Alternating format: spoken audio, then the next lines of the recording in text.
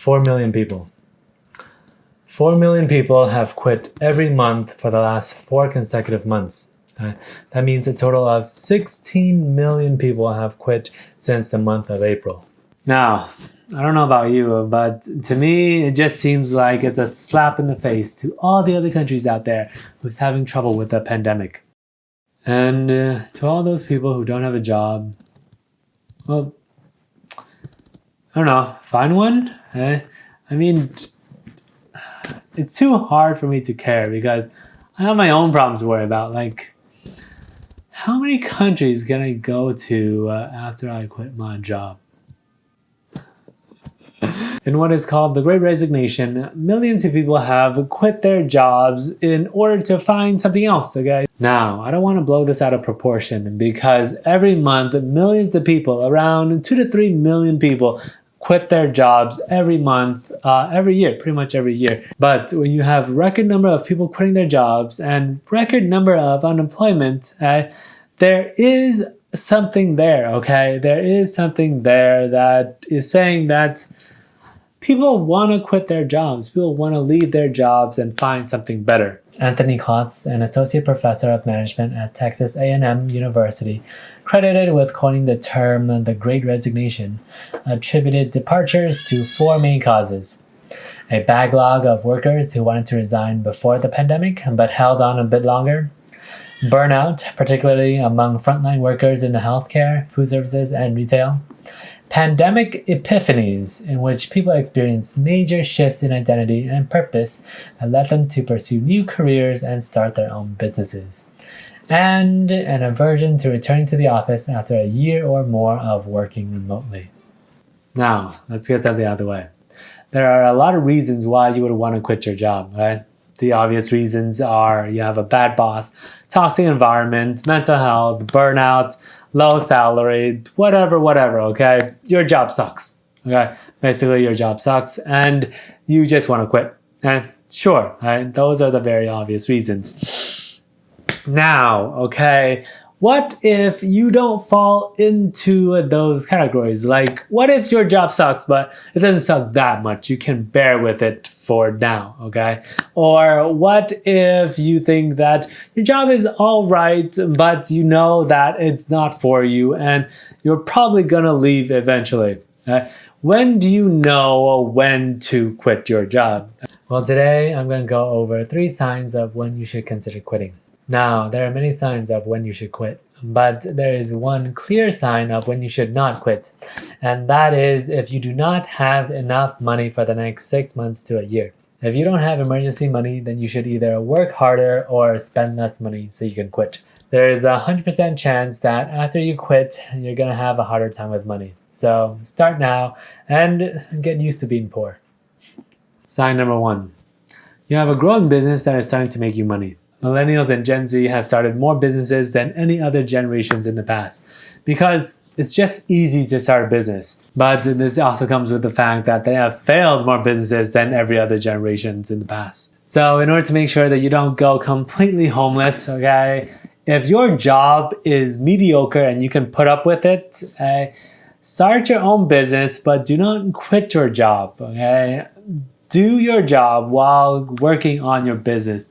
And when your business starts taking off, starts making money, then you can quit your job. There are so many people out there who just quit their job because they want to do YouTube. Okay?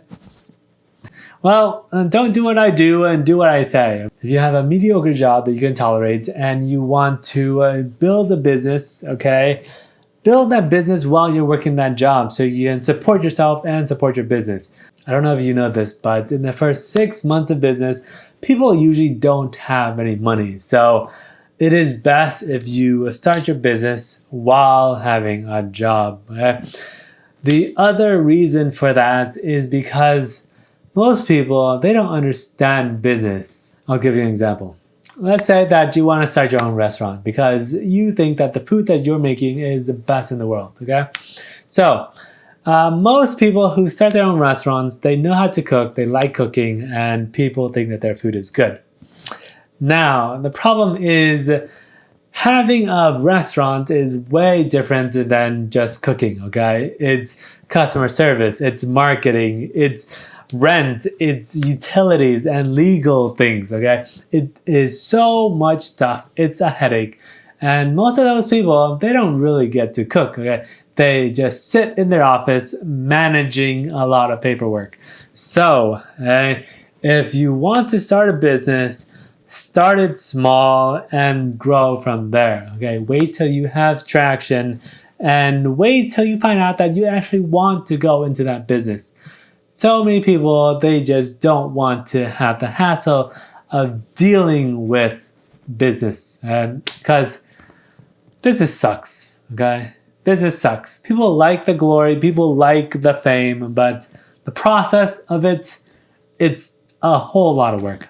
But if you do have a growing business and it is making you money, comparable money to the money that you were making before, then yeah, okay, you should probably make that leap, jump into the business, put full effort into it, and grow that business slowly month by month. But before we continue, if you guys can just hit the like button, I would greatly appreciate it. Today, I would like to share something very important with you guys. If you guys look at this picture, can you guys tell me what is wrong? The answer is he's wearing shoes in the house. Now, this may surprise you, but there are a lot of Americans who wear shoes in the house. For Asians like myself, wearing shoes in the house is like being rude to your parents. Okay? They'll both get you whipped. But for Americans, especially white Americans, they wear shoes in the house all the time. I know this is an American thing because people in Europe don't wear shoes in the house, and people in Asia definitely don't wear shoes in the house. Shoes are dirty and you have no idea where the shoes may have been. They could have just been stepping on dog poop. So please do not wear your shoes inside your house or inside anyone else's house. If you respect other people's houses, take your shoes off. Please help me get this message out by liking and subscribing and sharing this video. So, thank you very much, and let's get back to the video. The second sign that you should quit your job is if you are young and there is something that you desperately have to do, then you should quit your job and do it. Now, I must say that I believe that everyone is young and everyone should be able to pursue what they want to do at any age. But I also know that most of the people quitting are millennials and Gen Z, and they are still very, very young. So if you are still very young and unattached, then go do whatever it is that you want to do. As a millennial myself, I've been brainwashed into doing the things that I love instead of doing things that make money. Is that a good thing to learn? I don't know. I'll tell you when I'm 80 years old, but it works out for some people. Hasn't worked out for everyone. If there is something that you need to do and you are unattached and you have savings and you can survive for the next 6 months to a year, go out and do it. Okay? Go out and do it. There is no better time than now. Okay? In a pandemic, when traveling is cheap, because I know so many millennials want to travel. Traveling is cheap. You are at home doing nothing. It's a good time to start a business or learn a skill to start a business. And just do what you like to do. Is that good advice? I don't know. And the third sign that you should quit your job is if you have a life-changing event that changes your view of life. Some of these things are like having a child, okay? A death in the family, or a pandemic where you're locked inside all the time. Also, a lot of people are having babies in the pandemic because what do you do when you're at home all the time?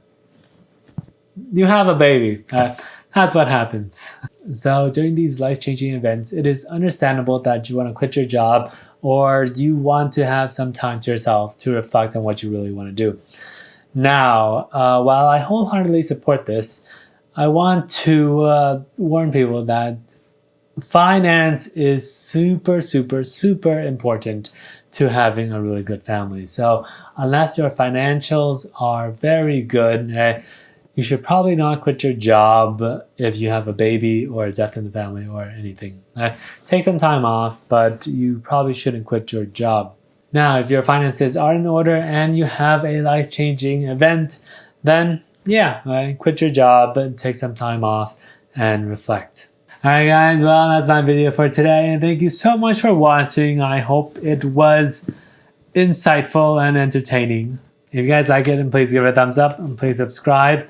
I would very much appreciate it. And until next time, bye.